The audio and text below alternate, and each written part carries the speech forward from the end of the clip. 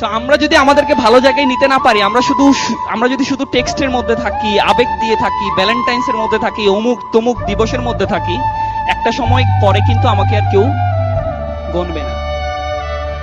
আমার এক ছোট ভাই ছিল, সে বিশ্ববিদ্যালয়ে চান্স পাওয়ার আগে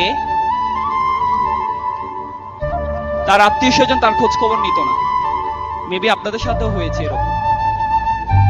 আপনি যখন জীবন নিয়ে খুব বেশি স্ট্রাগল করতেছেন, আপনি যখন ভালো একটা বিশ্ববিদ্যালয়ে পড়ার জন্য চেষ্টা করতেছেন, আপনি যখন একটা ভালো ক্যারিয়ার করার জন্য চেষ্টা করতেছেন, আপনার যখন অনেক বেশি নির্ঘুম রজনী ছিল, অনেক বেশি কষ্টের সময় ছিল, কয়েক বেলা না খেয়ে থাকার সময় ছিল, সেই সময় কিন্তু আপনার ওই আত্মীয় স্বজন যারা একটু ভালো আছে আপনার চেয়ে, তারা কেউ আপনার খবর নেই।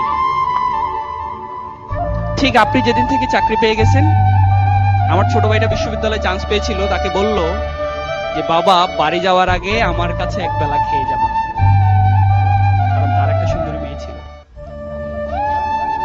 চিন্তা করছে এই ছেলেটা যেহেতু ভার্সিটিতে চান্স পাইছে, বের হওয়ার পরে তো সে ভালো একটা জব পাবে, তো এখন এই লাইন গার্ড ঠিক করতে হবে।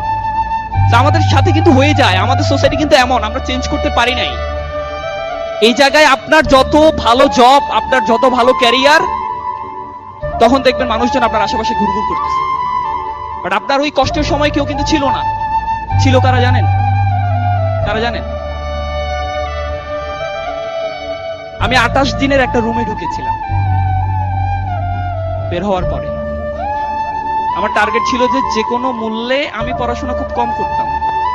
বের হওয়ার পরে চিন্তা করলাম যে পড়াশোনা না করলে চাকরির বাজারে আমি টিকে থাকতে পারবো না। আমি পরীক্ষা দেব, ফেল করব, চাকরি পাবো না। তখন ডিসিশন নিলাম যে না, যেভাবেই হোক একটা হার্ট এন্ড সোল ট্রাই করতে হবে। একটা রুমে ঢুকলাম, দরজা লাগাই দিলাম, 28 দিনের জন্য পড়াশোনা করলাম।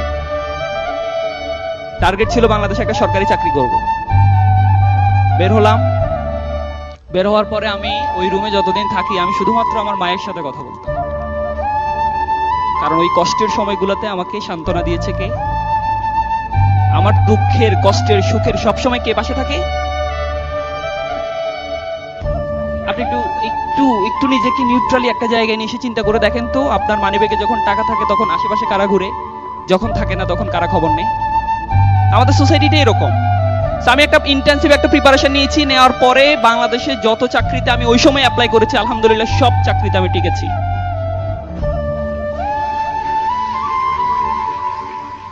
কারণ 28 দিনের একটা পরিশ্রম ছিল। ওই 28 দিন কিন্তু আমি বের হই না। আপনারা হয়তো স্বপ্ন চিন্তা করতেছেন, না কিভাবে সম্ভব, ফেসবুক, টুইটার, মেসেঞ্জার এগুলো ছাড়া কিভাবে সম্ভব? ছিলাম কিন্তু। এরকম যারা একটু চিন্তা করে যে না, আমি আমার স্বপ্নটাকে বাস্তবায়ন করতে চাই, করতেই হবে, আপনাকে উপায়